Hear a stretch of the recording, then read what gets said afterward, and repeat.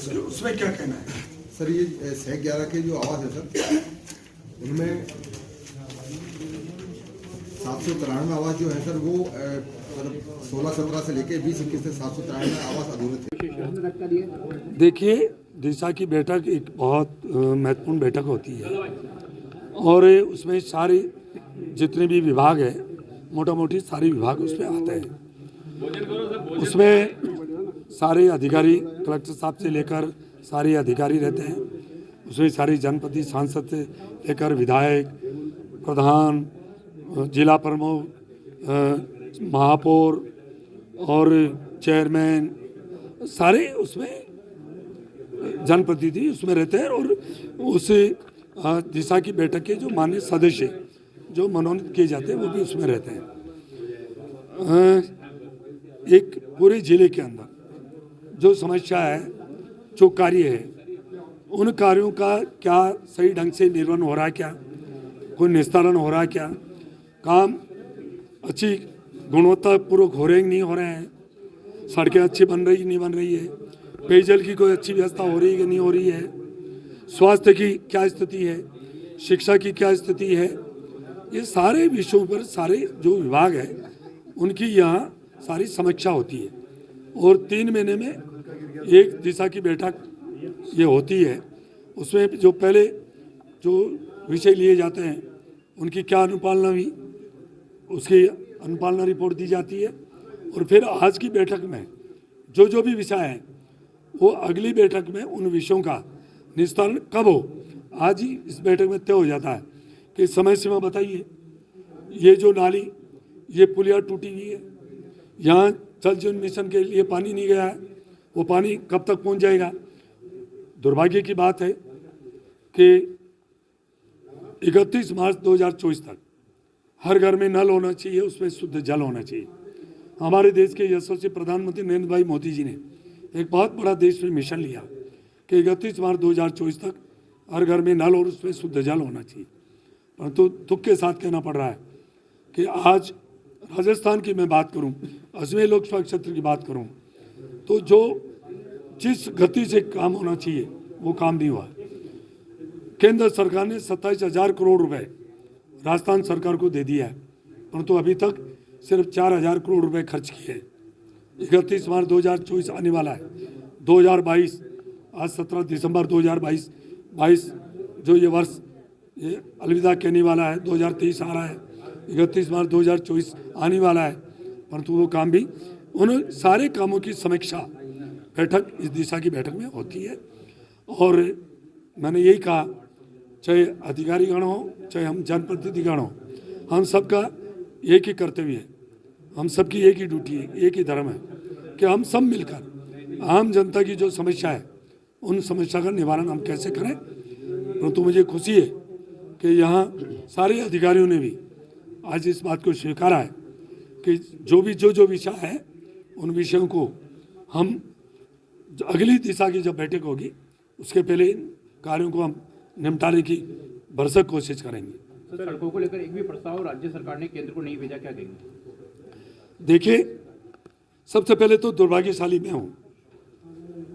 मैं दुर्भाग्यशाली क्यों हूँ कि अजमेर लोकसभा का मैं सांसद हूँ, इसलिए मैं मानूंगा कि मैं दुर्भाग्यशाली हूँ मैं कि CRF की सड़कों के प्रस्ताव पिछले 2 साल से राजस्थान सरकार ने एक भी CRF की सड़कों के प्रस्ताव नहीं भेजे। उसका परिणाम हुआ विशेष तौर से रूरल एरिया के अंदर, गाँव में, ग्रामीण क्षेत्र में जो गाँव में सड़कें जुड़नी चाहिए थी वो वंचित रह गई।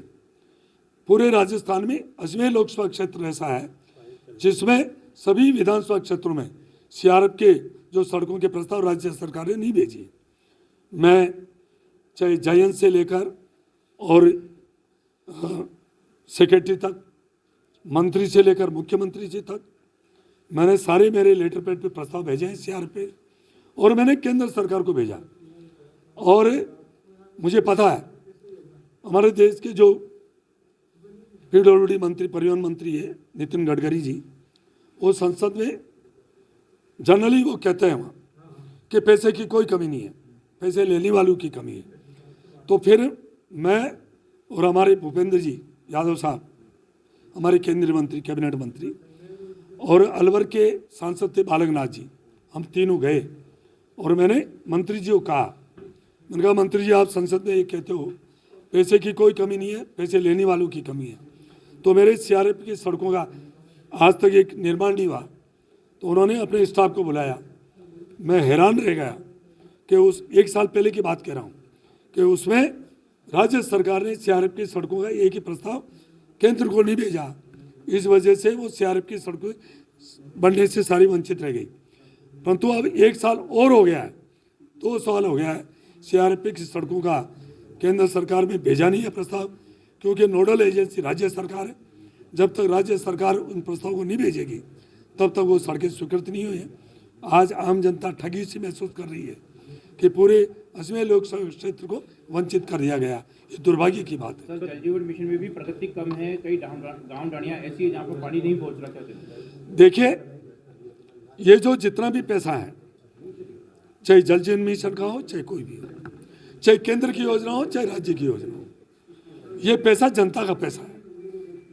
ये नहीं तो कोई सरपंच का पैसा है, नहीं कोई प्रधान का पैसा है, नहीं कोई विधायक का पैसा, नहीं कोई सांसद का पैसा है, नहीं कोई ये कोई सीएम का, नहीं कोई पीएम का है।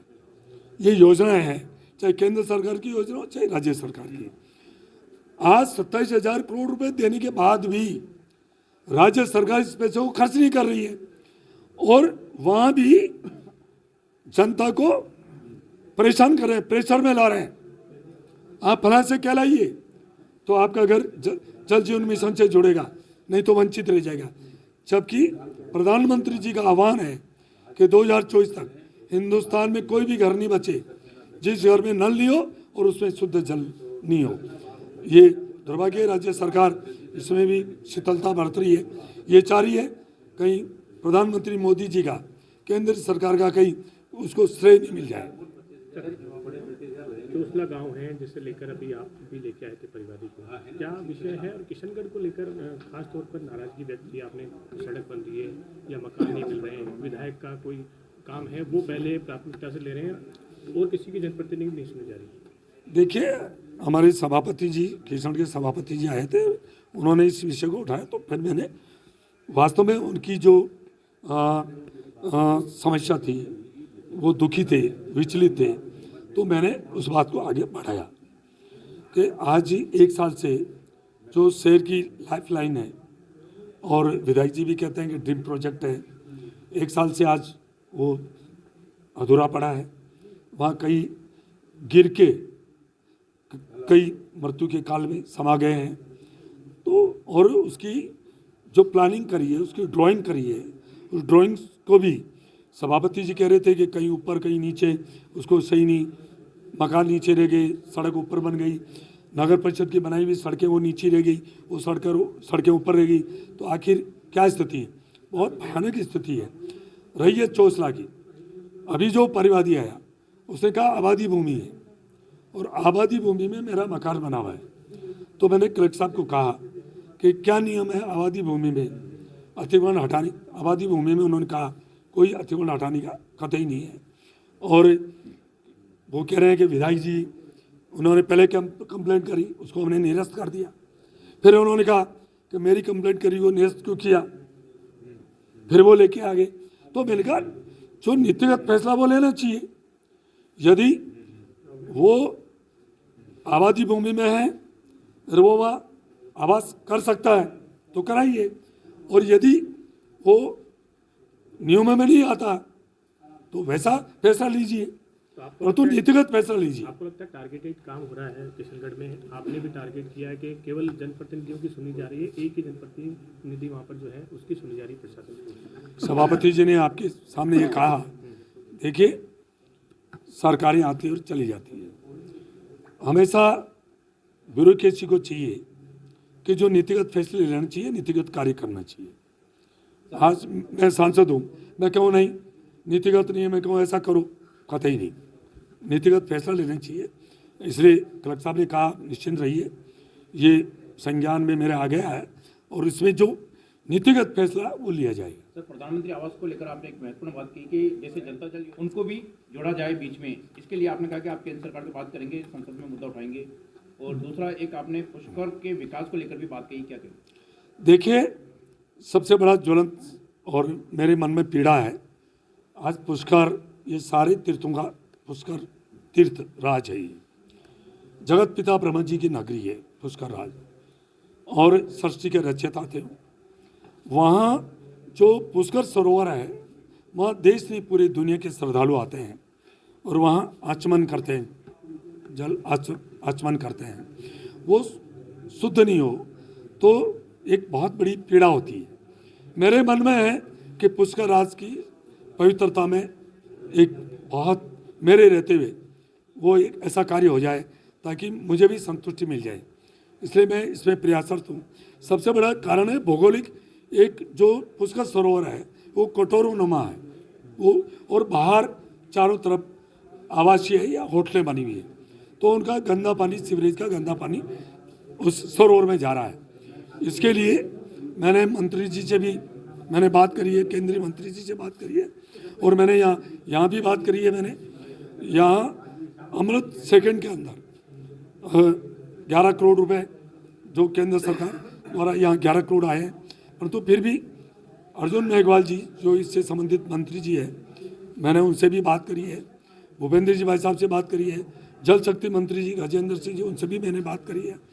मैं चाहता हूँ कि लिफ्ट के द्वारा ये, क्योंकि बड़ी एक बहुत कठिन काम है, वो सीवरेज का जो गंदा पानी उसका सरोवर में जा रहा है, उसको कैसे रोका जाए, इसके लिए पूरी प्रोजेक्ट बना के मैंने कलेक्टर साहब को कहा आप दीजिए, और मंत्री जी ने कहा। मैंने प्रधानमंत्री जी को भी, मेरी इच्छा है प्रधानमंत्री जी मैं पुष्कर लेके आऊँ, ताकि वहाँ की जो समस्या है, जैसे महाकाल का मामला हो, चाहे विश्वनाथ का हो, चाहे